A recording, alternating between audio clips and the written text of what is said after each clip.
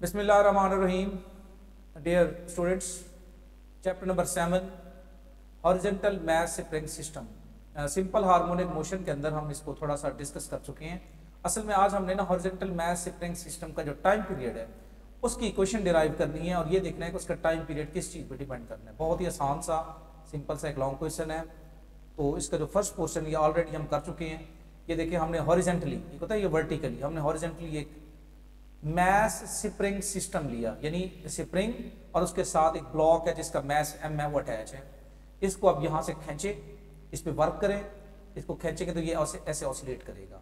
कभी स्प्रिंग जो है ना वो खुल जाएगा और कभी ये कंप्रेस हो जाएगा। ये देखें ये इसकी कंप्रेशन है, ये देखें ये ओपन हो गया है।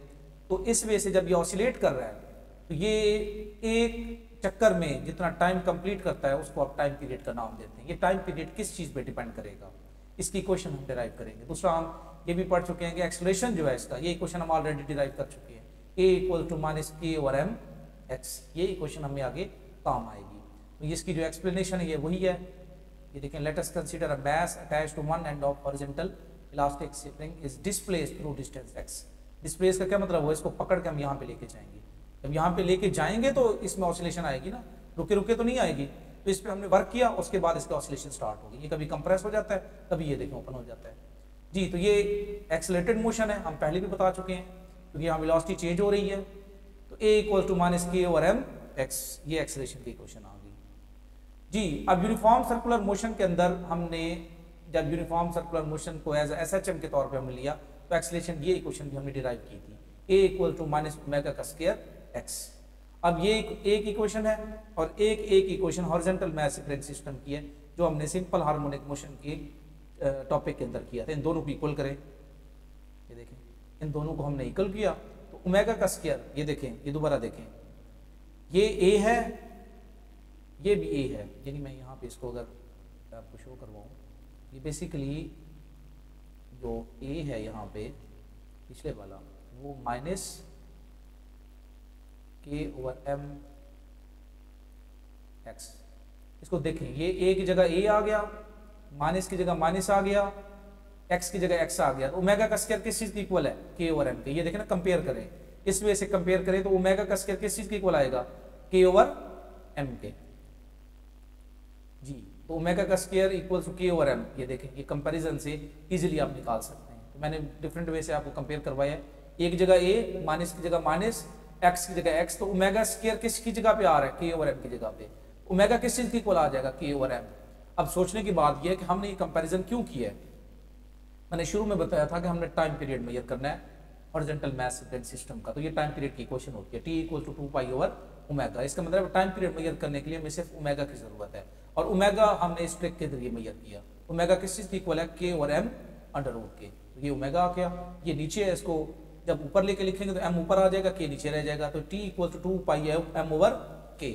यहाँ से एक फेमस ऑब्जेक्टिव भी आपसे पूछी जा सकती है, मैस, अगर आप मैस जो है हॉरिजॉन्टल मास स्प्रिंग सिस्टम में मैस अगर आप बढ़ा देंगे तो टाइम पीरियड क्या होगा, बढ़ जाएगा। दूसरी चीज के ये तो स्प्रिंग कांस्टेंट है, इस केस के अंदर हमने स्प्रिंग चेंज नहीं किया।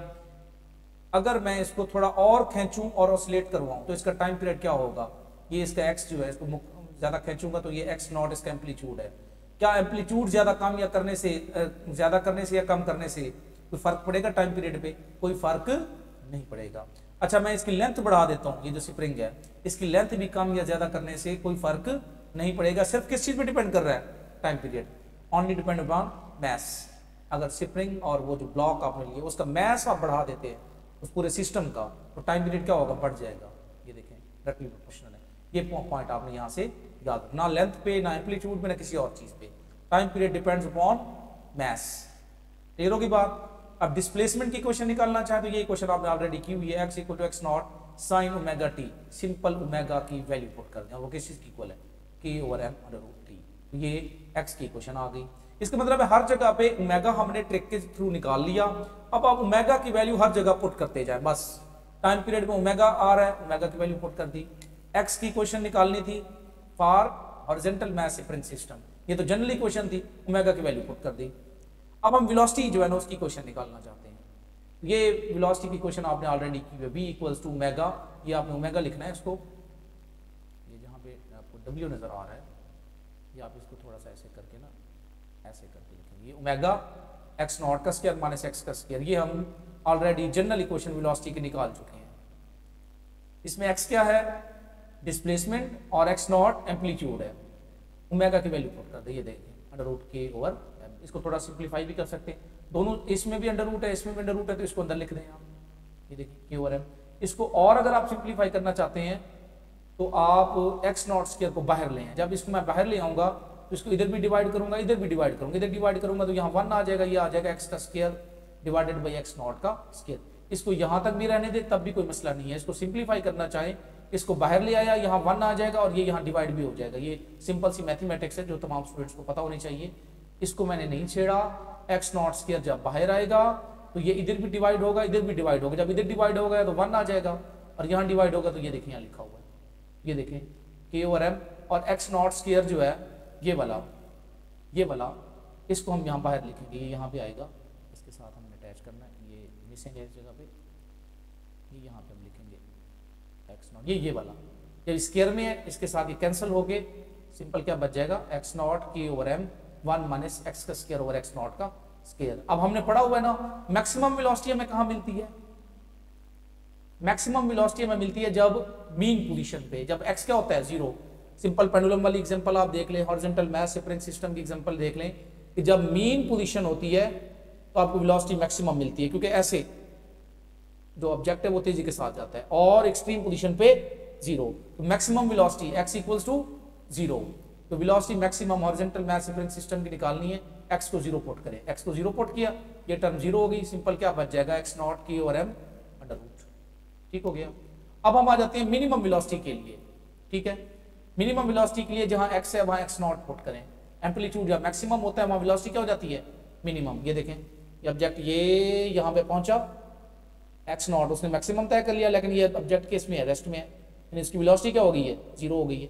एक्स को एक्स नॉट पुट करें, देखें वेलोसिटी 0 आती है नहीं आती, ये देखें जहाँ एक्स है वहाँ एक्स नॉट पुट करें तो ये कैंसिल हो जाएगा, यहाँ एक्स नॉट आएगा तो 1 माइनस 1 0, टोटल टर्म क्या हो जाएगी 0, तो v क्या हो गया 0 आ गया इसकी वैल्यू।